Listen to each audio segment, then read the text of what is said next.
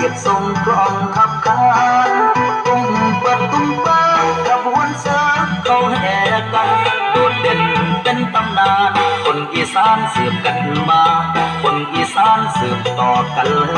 มาอีสานบอกเคยเอาบ้านเมืองเฮามีแต่มวลอยู่ใส่แล้วแต่ล้วนมีแต่มวลกันเฮฮาบุญน้อยและบุญใหญ่เป็นปีไม่ออกพรรษาส่วนเสียงเฮฮามวนกันมาตั้งแต่ปางใดมวนกันมาตั้งแต่ปางใด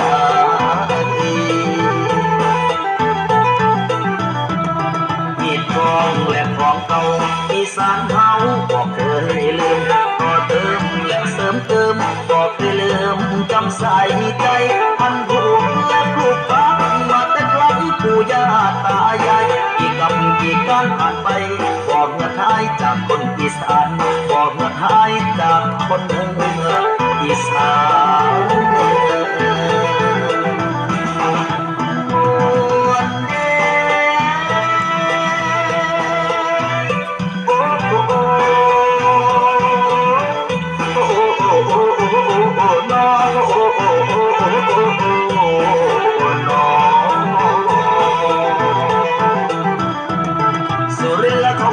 นสร้างทางอุบลละแห่ต้นเทียนใหญ่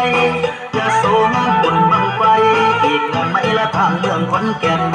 มาเลยแห่ที่ตาโคนเมืองสกลแห่ปราสาทเพิ่งงามหลายก้อยเป็นตาบึงไหลเรือไฟน้ำพระธาตุพนมขอแล้วพ่อแม่ร้อยเอ็ดขอแล้วพ่อแม่ร้อยเอ็ดบุญพระเวทน้ำตาหน้าชมได้กินแล้วก็บุญขนมได้กินแล้วก็ตุ่มขนมมวนคักแน่ย้ำแก่กันร้อนและเป็นตาอ่อนซ้อ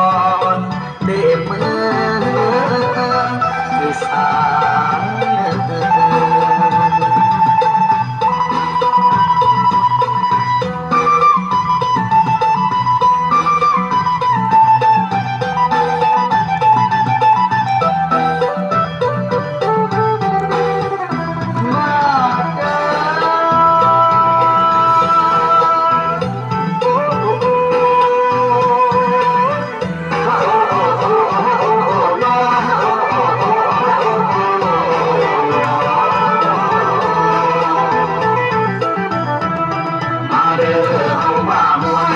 เชิญชวนน้องและพี่สืบสานประเพณีของดีเฮาพื้นบ้านจะลงและคงไว้อีกต่อไปชั่วกับการให้โลกเขาเล่าขานว่าอีสานมีแต่หมอกมวลเมืองอีสาน